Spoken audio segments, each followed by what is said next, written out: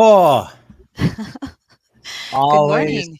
always with the amazing banger intro. I love that intro. It's amazing. Welcome to the IT Hour here on June 24th, 2022. Uh, all right, full disclosure, I may or may not have had two of these cold brew nitro coffees from Costco. So I may or may not be able to feel my face.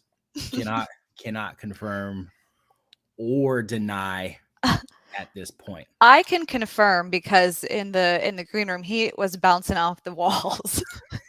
Like I was off that wall, I was off that wall, I was everywhere. So All the walls. all the walls. Well, hello, welcome again.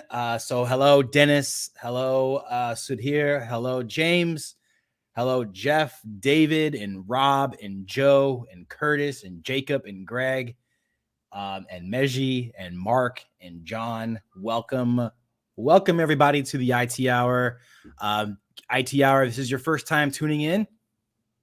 You're in for a lovely time. If you've been here multiple times, then you already know the deal. But the IT Hour is a community-led show that we do every Friday. We talk about some Jump Cloud updates, community updates within Jump Cloud's community, as well as some product updates and some IT trends. And you can win a $25 DoorDash gift card to get those yummy num-nums for lunch someday if you participate in our high tea hot seat. How much Bailey's is in that coffee, Rob? There are you'll be pleased to know that there are no Baileys. There is oat milk, which is a little weird because I mean oats don't have milk. You usually put milk in oats, but whatever. There is by showing my education there. So yeah, this is really good. Yeah, so there is there is a slight delay God. into Crowdcast. Ben, now you're giving me the giggles. There is a slight delay into Crowdcast, about 20 seconds thereabout. So please don't hesitate to still participate in the chat in Crowdcast. We will just be a little ahead of you in the future when you do respond to us. So just know that we might be on a different conversation, but we'll circle back. So just kind of stay up with what's happening, keeping you on your toes. If you do want to shoot over to YouTube, though, youtube.com/jumpcloud. There is a smaller delay on YouTube. I think it's like a 5 or 10-second delay. And you can also be involved in the chat and the conversation over there, and we'll actually throw your chat and what you say on screen. So anyway, to kick things off, we're going to send it over to Alexa. We don't have Becky this week. She decided to go on vacation or something. I guess she needed some time off, which is What's up with that? right. Lame.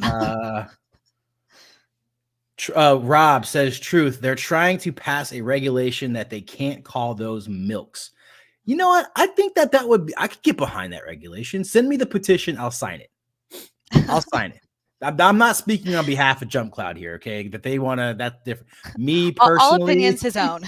All opinions are mine, all right? So me personally, Ben Garrison will sign the petition that you should not be able to call whatever the substance is from oat milk, milk. Do you feel the same way about almond milk? Yes. Soy milk? Yeah. All right. Yeah. Fair enough. I think milk only comes from an animal. All right. Maybe I'm wrong.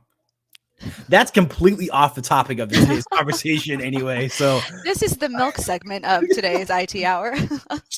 Giving it a shot, figuring it out how it might work, you know. Anyway, Alexa, yes. Hi. Go ahead and start us off with your meetup updates. All right. Yes. Awesome. So yeah, we're mixing it up today. We're starting with meetups because, like Ben said, Becky is on vacation. So yeah, just wanted to briefly touch on a few things. So we had our June series kickoff this week, and it's been a lot of fun. It's been really exciting to see some recurring attendees, and then also meeting some new people. So big success. We continue next week with a virtual event for our DC group. But as always, I just said, Alexa, are you milk? Saw that comment come through. Anyway, sorry. We have a virtual meetup for our DC group. But because that's virtual, if you haven't attended a meetup and you're interested to see what we're all about, please feel free to register for that. It's going to be a lot of fun. Ben and I will be there. So, I mean, what more could you want? And then we also have in-person, and then Pam will be there for our Chicago meetup. So if you're in either Raleigh or Chicago, make sure you sign up. The link to our network is on the screen. So make sure you join, you register, because it's going to be a lot of fun and you won't want to miss out. There will be prizes, just fun networking time. So again, make sure you sign up. Yeah, those things are a lot of fun. Yeah. I love being a part of those. So go sign up. The link's right. Is it here? Is that right? It Right here? Is that looks right accurate? to me. I don't know. Right there. Just do it. Just go sign up. Okay. That's it. Awesome. And then, yeah, I'm going to be pinch hitting today for Becky. So our community update, just a small little update. Well, first of all, make sure you're part of our community because it's a really great resource. There's tons of, good stuff in there. Just a great place to kind of learn and share advice, ask questions, and just network with your peers. But Becky is still working on the core certification badge. So if anyone has not registered with your email, that you got a certification badge, make sure you do that. And if not, when Becky posts about it, just make sure you give her a shout and she'll make sure that you get that. So yeah, that's really it for the community. But we did want to spotlight a few posts. So we had Jacob Lawson post a command workflow to use Wingit upgrades. This is showing my lack of IT knowledge. Wingit upgrades silently on user logon. Wow. Hey, you know what? Let's get a round of applause for Alexa there. Thank you. Thank That you. was really good, actually. If it wasn't for the stumble there in between the words that you had to read, I would have Should have believed just been you. more confident with it. Yeah, so big shout out to Jacob.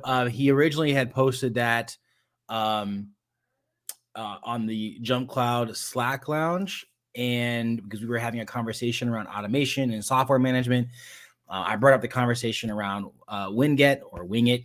I like saying Wing It because it's funnier. Sounds more fun. It's a little more lively. So, but it's Windows Get, right? Windows Get an application. So we were talking about how it's not quite ready for enterprise, and that it's really good for like I use it on my personal machine. But he went and he designed like a whole thing based off of an open source GitHub repository that he posted on our community on the Slack Lounge. And I said, hey, can you put that on the community? So if you go to the community right now and look at the in the feed, you can actually see that. It's really cool. Go give him a kudo, go comment, go be involved in that conversation, because I think that that's the kind of stuff that we want to be getting from the community, is stuff like that, finding those types of amazing solutions. So yeah, thanks. Definitely. And then the other thing we wanted to spotlight was, if you missed this, make sure you check it out. Our own Jump Cloud product manager, Scott Reed, posted a really awesome product update in the community. It was a really, really great format. The way he did it kind of outlined the background of it all, the problem it was addressing, and then also, really, really clearly outlined the solution. So make sure you go check that out. Make sure you're engaging with that, because he's going to start that as kind of a series whenever we have a product update. And we want to make sure that you guys are seeing it, engaging with it. And it was just really great. So yeah, make sure check it out. And again, that's going to be kind of a recurring segment on the community now, so that you'll get all the updates on what we're putting out there. Yeah, huge shout out to Scott Reed. He's been Jump Cloud for a long time. He was here when I first joined the company 2 years ago. A huge resource, valuable resource. And he's a product manager, and he's posted some things on the community as far as the things that have been recently released. Some of those things that he talks about are, setting device lists as default in the admin panel, view detailed policy results directly from the device, as well as easily finding devices running the latest OS. So go check that out. We'll throw that in I'll drop the link to that in the chat. In the chats. So go check it out. You can also just go to the bit.ly link right here and go to the community, and you can see in the feed from Scott Reed. Fantastic resource there. So we're going to go ahead and say that I think that is a good update on the community. Sorry, I got completely lagged, right? I stun locked. My Slack was firing like crazy, and I just completely lost focus of what I was even talking about in mid. It can't be the 2 cold brews you've had. What? No, never. That's only enabling my amazingness even more. Of course. All right. Thanks, Alexa. Feel free to hang out if you want to hang out for the hot seat. I think we need to put some community pressure on Alexa to hang out for the hot seat. Who wants to see this? Because I think that'd be hilarious and funny. I would love to hear her commentary on some of the headliners for the hot seat. If my earlier pronunciation of wing it is any indication of how that will go, then I assure you don't want to see that. Oh, that's even better. I think that would just add a little extra flavor to it. So we'll give us some thought. No pressure, but if the people speak, the people speak. All right. All right. Thanks, everyone. All right. So moving on real quick. So we're just going to take a brief moment. Last week, we had talked to Tom Bridge about the IT SME trend report, which you can still go and get there. So go check that out. The IT SME trend report is a wonderful report that we do quarterly. And last week we talked about from the IT admin perspective. This week, I just want to touch on some key points that we didn't get a chance to talk about last week, which was from the MSP's perspective and what the key findings were on the MSP side of the house for that. So if you are an MSP or you're thinking about getting involved and partnering with an MSP, this is what the survey said about that. And so some of the key findings that we saw that was that SMEs are relying on outside help. Nearly 9 in 10 say they use an MSP or are considering using one. Only a few of them are worried about MSP security, which underscores how critical it is for MSPs to have and communicate a solid security approach. Over 1/3 of them say that they have concerns about their MSPs managing their security. IT independence, over tooling, and costs are the biggest barriers to MSP implementation. For those who don't use MSPs, the top reasons that they are prefer to handle IT themselves, and that MSPs offer more than they need, and the MSPs are too expensive. So that's kind of some of the key findings that we got in there, or the top talking points. But diving a little bit deeper, we find that SMEs do see MSPs as essential partners. So 88% of the respondents say they currently use an MSP or they are considering one. SMEs, so small, medium enterprises, right, are most commonly using MSPs to support their internal IT teams by 38%, though almost 1/3, 27%, use one to completely manage the IT program. What it boils down to is if you're looking to supplement your IT department or offload some projects, I'd be interested to see in the chat, does anybody actually currently right now within your organization use an MSP? And if so, what would be how you're using it? What are some of the common ways that you're using an MSP or partner with an MSP to supplement or offload some of your IT resources restraints? So you can throw that in the chat and we'll read that here in a second. I'm going to continue to keep moving forward. Knowledge, cost savings, and user experience are key MSP benefits. The top 3 reasons IT teams turn to MSPs are that they are up to date on the latest technologies. 61% believe that to be true. And they can also provide a better user experience, and they are more cost effective. So a lot of organizations that have a small or a limited IT shop, or even just one person in the IT shop, trying to stay on top of all of the IT security trends, cybersecurity, zero trust, identity management, all these different things, and also your sprawling vendor management can really become daunting and very, very taxing on resources. And so bringing in the MSP to help with that, supplement that, is sometimes cheaper than expanding out your IT department. So I'd be interested to see if anyone's in that same boat. We are finding that MSPs are deployed for a wide range of functions. SMEs rely most heavily on MSPs for cloud storage, about 51%, system security by 48%, system management 48%, and system monitoring 43%. So that's where the respondents are looking to see, how they're utilizing their MSP offerings. And they're seen as being invaluable for efficiency, security, user experience, and overall support. 70% say use of an MSP has resulted in better security. 53% report a better employee experience, and 37% say it has made their IT jobs easier. Also make them more effective at managing IT. So again, if you supplement portions of your IT department to an MSP, and then you can focus in on the vendor management. So managing vendors, either cost or just from a personnel perspective. That's typically how I've used MSPs or seen people use MSPs, where I still control the vendor management, oversee what they're looking, but then I can do that. The day-to-day operations can be outsourced to the MSP. So a couple of things in chat. Joe in Crowdcast, he says, I worked for an MSP. It was kind of predatory. I did not dream of allowing one in the door for anything. Unfortunately, as in theory, the assistance could be very useful. So Joe had a poor experience working for an MSP, and I think that's a valuable input. So thank you, Joel. Joe, not Joel. Why am I saying Joel for? John had a terrible experience with MSP, had to fire them after a year. My end users got the worst service ever. We purchased Jump Cloud plus 3 other security tools with the money saved. Another really good experience there. Not good experience, but another great experience from John. Thank you for sharing that experience. Rob saying that he's used MSPs for single deployment one-offs, basically install this thing, then give me the keys. Yeah, and I see that quite common as well in the future. And for the ones that have bad experience with MSPs, that's just unfortunately sometimes happens. I worked for an MSP.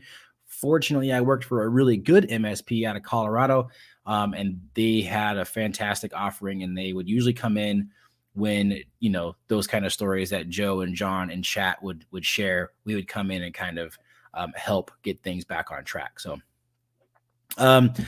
IT independence, overtooling, and cost, again, are the biggest barriers to MSP implementation. For those who don't use MSPs, the top reasons that they prefer to handle IT themselves. So 56% say they would want to handle IT themselves.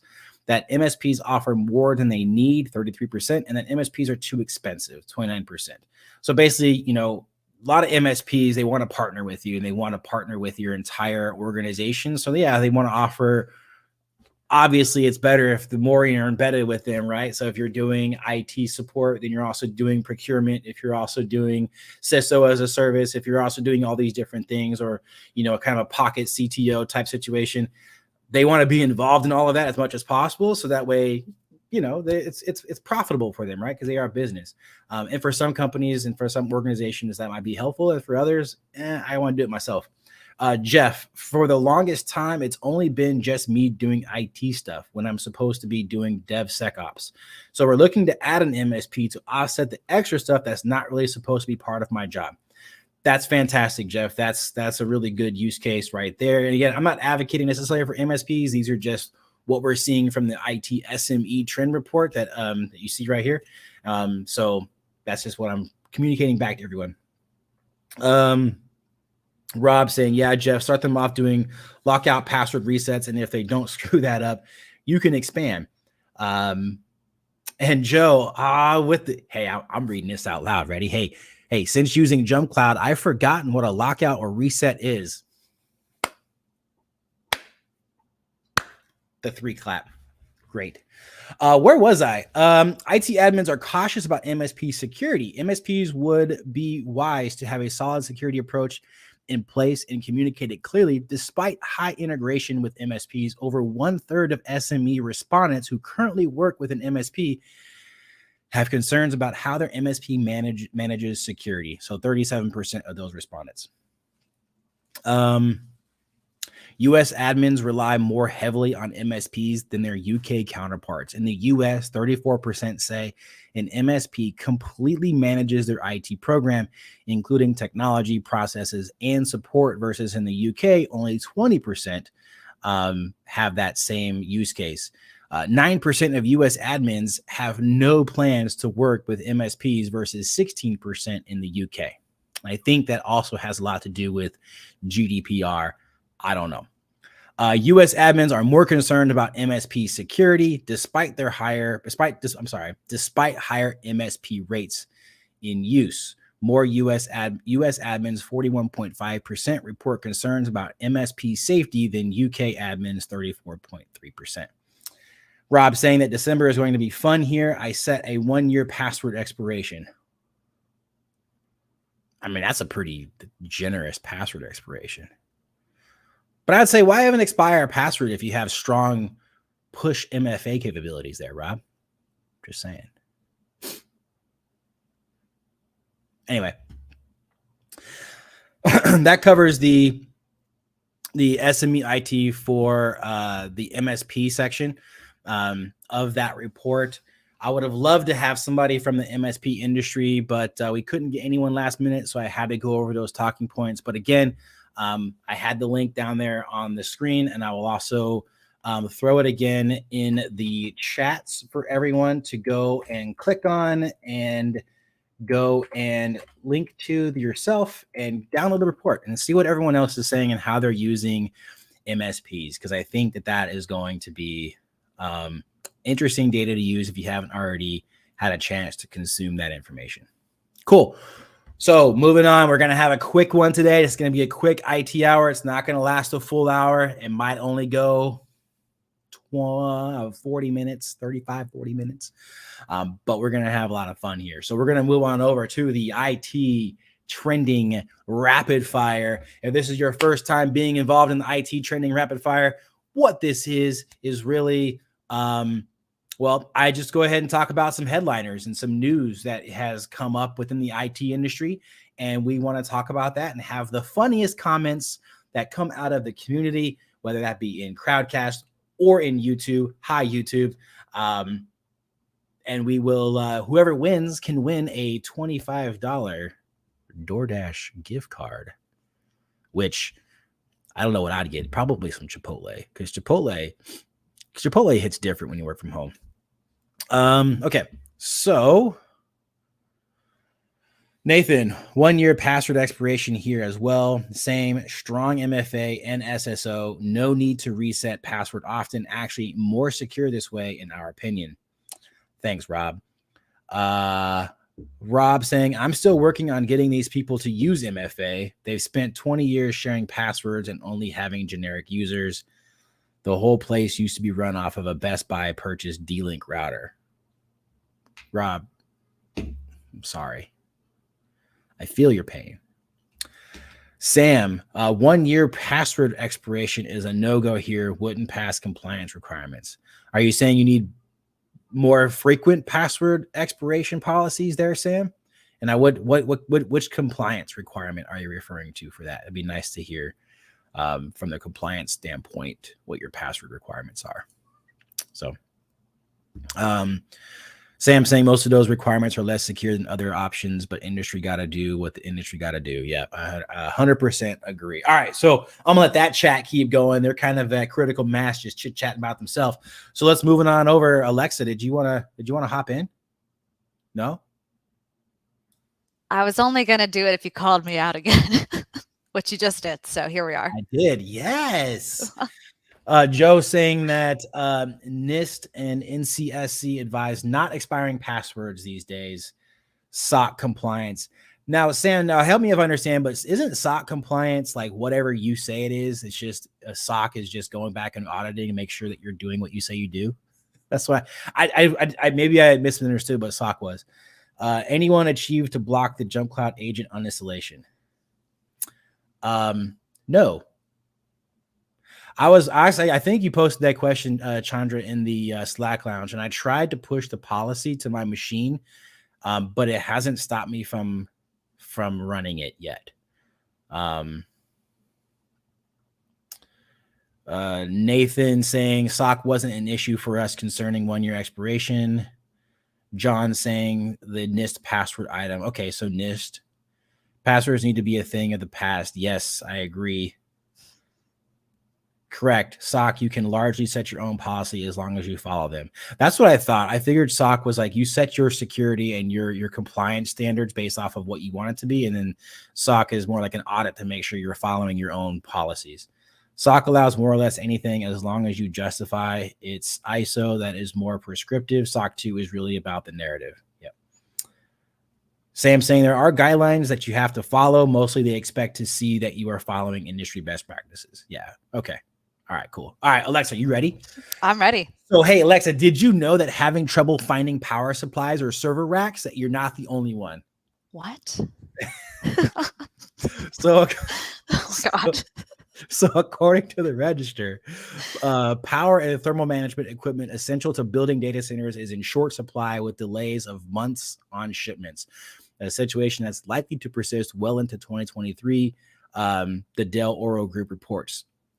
The analyst firm's latest data center physical infrastructure report, that's a mouthful, which tracks an array of basic but essential components such as uninterruptible power supplies, UPS, thermal management system, IT racks, and power distribution units, found that manufacturers' shipments accounted for just 1 to 2% of data center physical infrastructure revenue growth during the first quarter. Unit shipments, for the most part, were flat to low single-digit growth, the analyst Lucas Barron told the register from the Del Oro. Ben, you know what's crazy? What? I actually did know all that. Do you really? Oh, yeah. Do you have a UPS? Of course. What kind? The best kind. Oh, gosh. Oh, goodness. This is going great. I love it. You should do this every week. Okay. Ben, let's see. Alexa with the sneaky. Yeah, she's just been hanging out in the background. Always. John's been creeping Micro Center for racks like someone after a PS5. Yeah. Hey, John, just go all cloud. Problem solved. Well, wait a minute. But that still has to be like cloud services still need data centers. So if they can't get racks, oh no, the cloud is going to fall. Just kidding. Not really. I don't want to cause that kind of panic. Just saying. Next headline. Moving on. Awkward. Microsoft reveals cause behind this week's Microsoft 365 outage, according to the Bleeper computer. What do you think about that, Alexa? I think we've all had outages, at one point or another. Thanks, Alexa. You're welcome. Microsoft has revealed that this week's Microsoft 365 worldwide outage was caused by an infrastructure power outage that led to traffic management servicing failovers in multiple regions. Starting on Monday, June 20th at 11 p.m. UTC, customers began experiencing and reporting several issues while trying to access and use Microsoft 365 services. According to Microsoft, problems encountered during the incident included delays and failures when accessing some Microsoft 365 services. Customer reports also shared info on continuous re-login requests, emails not getting delivered after being stuck in queues, and the inability to access Exchange Online mailboxes despite trying all available connection methods. Do you have a UPS? What kind? Brown. That one got me. That's a good chuckle. Where will I put my location switches and stuff? That's funny. What kind of UPS? A big, powerful one. The cloud gonna fall. That gets me. Yeah. The cloud gonna fall and become fog. Yeah. Put all of your infrastructure in the fog. Isn't that a movie or a book? I think it's a movie and a book. I don't know. Is it a book? Is it a book too, or just a movie or a TV show? I don't know. So the failovers failed. Thanks. Yeah, the failovers failed. When your failover fails to fail over, you have a failure. I've always said that. Oh my. You need to get a poster behind you now that says, when the failovers fail to fail over, you have a failure. Yep. Just right there on that back wall. Yep. Yeah, got a blank canvas back here. Oh, goodness. Okay. Windows 11, 23 Hotel 2, dev build 25154 brings OneDrive alert, local admin passwords, and more, according to NeoWin. That's a lot of numbers.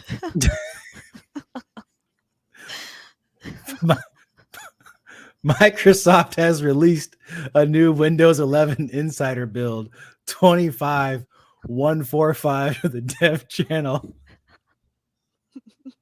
I had to mute myself. No, this is great.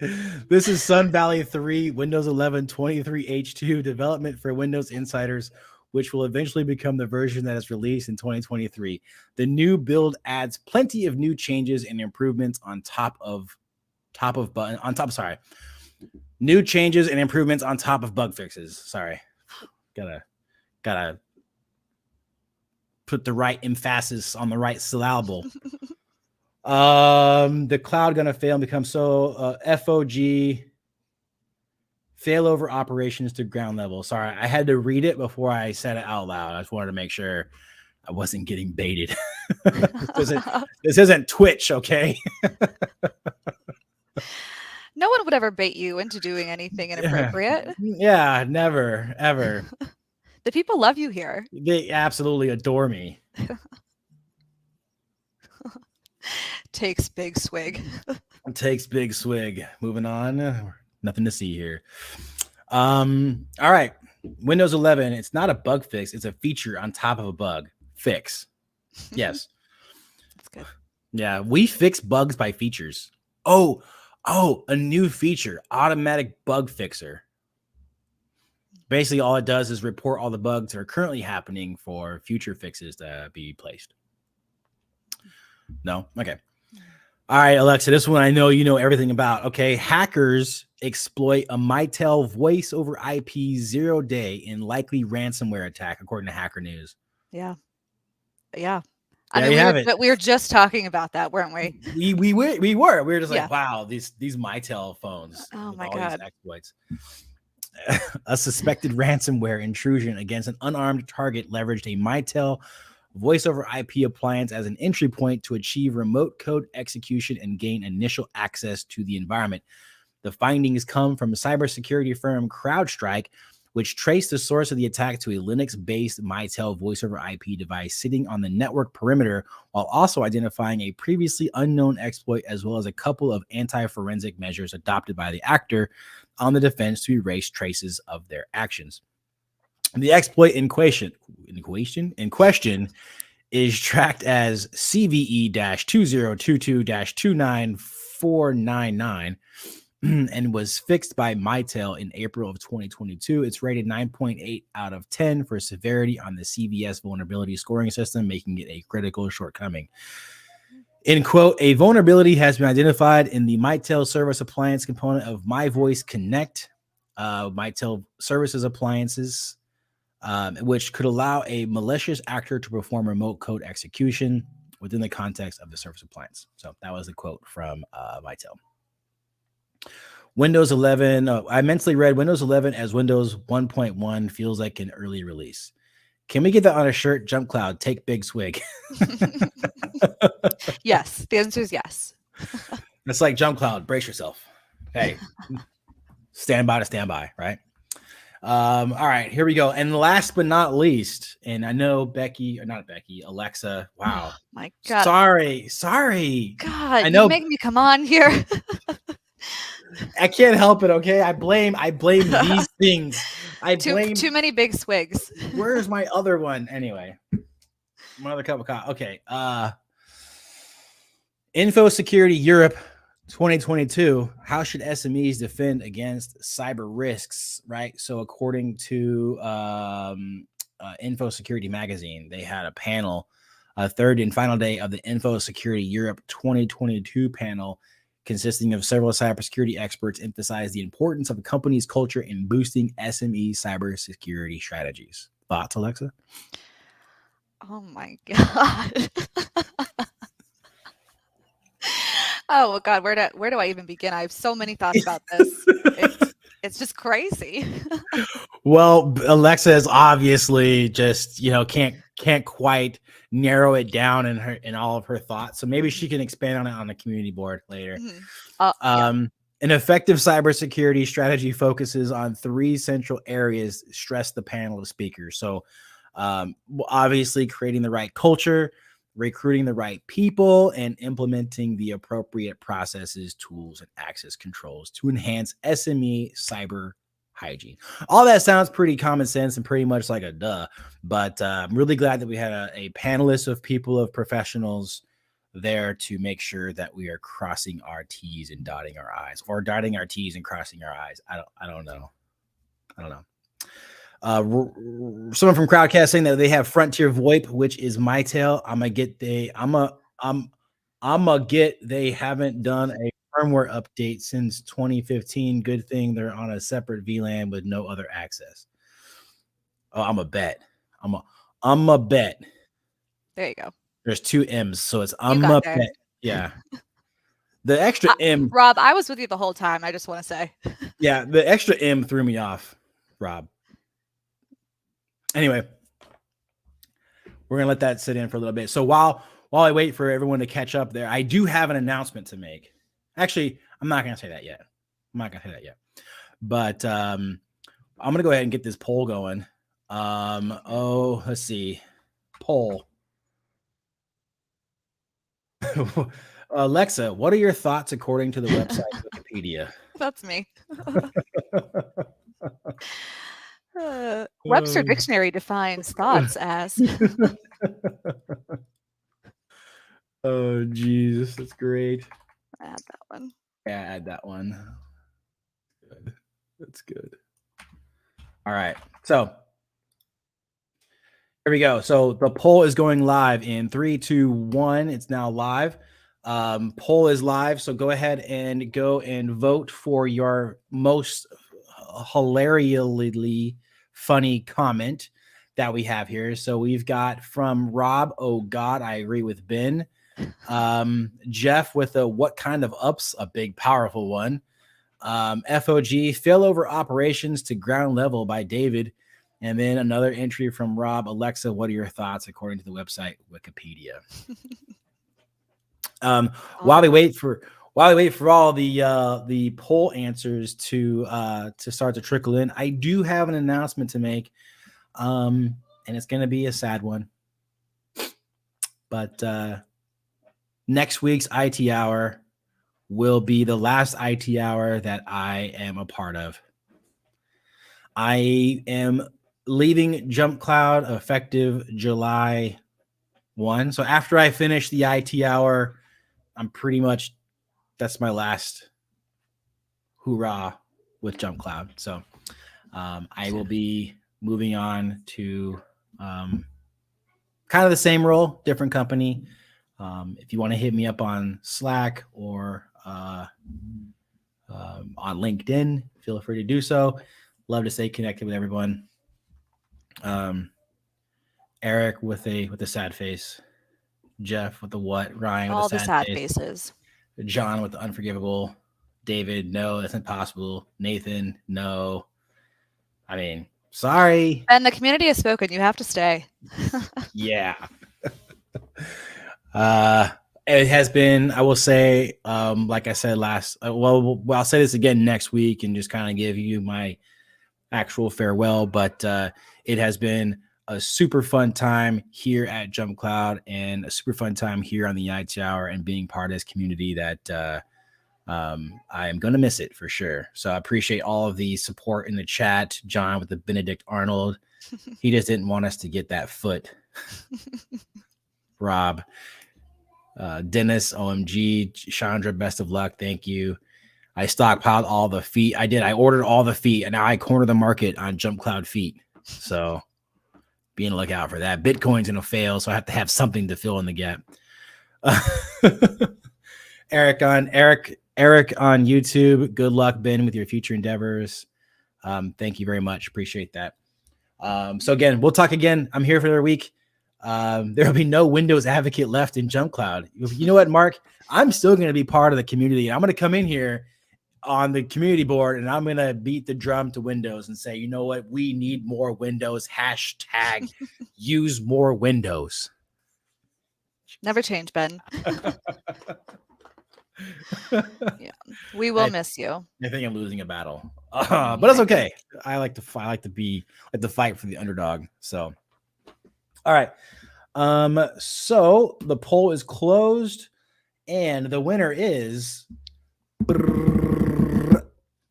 what kind of ups? UPS, a big, powerful one. And looks like we've got our winner is Jeff Burnt. So Jeff, will hit me up in Slack. Go ahead and shoot me a DM with your, I think I already have your information, but just do it again, please. Now we got to train a new person on all the in jokes. Yeah. Speaking of that, I think it'd be really cool if some people from the community came into the IT hour and talked about some of these IT news or IT trends or got involved. If you do want to get involved, hit us up on the community on the IT hour board or community@jumpcloud.com. Let us know you want to be involved in the IT hour going forward, because I think it'd be really cool if this, if this evolved into more of a having more community involvement, people actually coming in and being speakers and that kind of stuff. So wait, did you just call Windows the underdog? Yes, David, they are when it comes to being liked. Right? I'm trying to change the perception of being unliked. I don't even know anymore. Okay, anyway, Rick McGee, I noted that as well. How many times have changed? And up dog. What's up dog? What's up dog?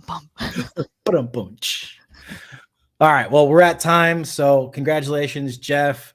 And thanks everyone for coming. We actually had a good turnout this week, 26. So hey, I hope to see you all here next week for my last show, as well as anybody else who sees this video that's going to live and breathe on YouTube. If you've only been here a few times for the IT hour, come hang out with me next week. I'd love to see you, and thank you in person or virtually in person for coming and supporting the show and the community efforts. And I look forward to being in communication with you in the future. So Alexa, any last parting words?